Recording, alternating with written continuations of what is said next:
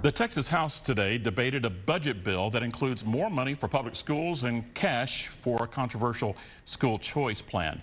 The Texas House may bring the two education plans up for a floor vote next week.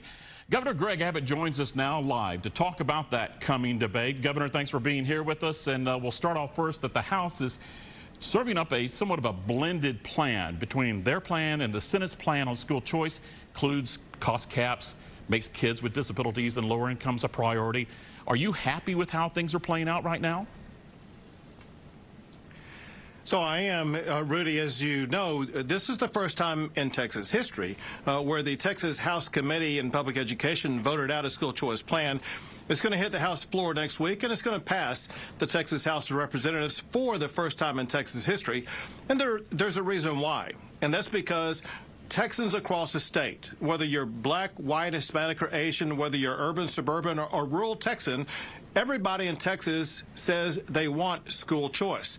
But know this, Rudy, and that is we can have school choice while at the same time fully funding education, giving our public school teachers an all-time record high in pay raises to make sure we're going to have the best public schools, we're going to have school choice options, and finally, we will be putting Texas on the pathway to be ranked #1 in the United States for educating our kids. Let's talk about that education funding bill, HB 2. You have noted in several recent social media posting that the increase, and you just said it, historic pushing funding well over $15,000 per student, but critics claim that amount incorporates a lot of other funding sources, maintenance, salaries, things like that.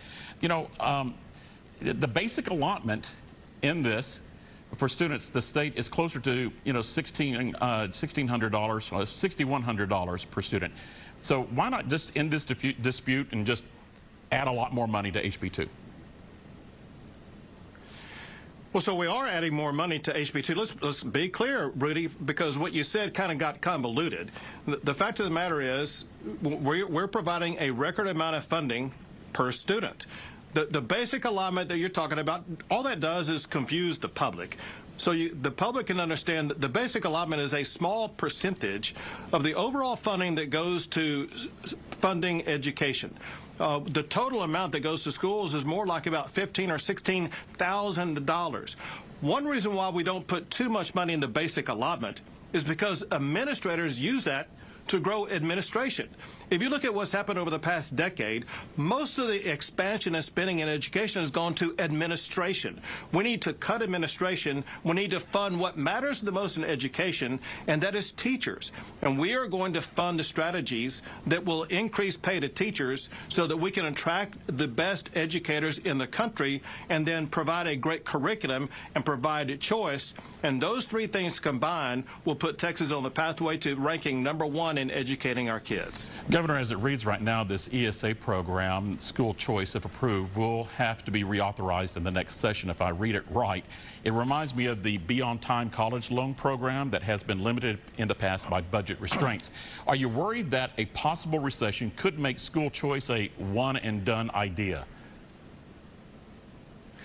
So, Rudy, you got it wrong there a little bit. It's not going to be, quote, reauthorized.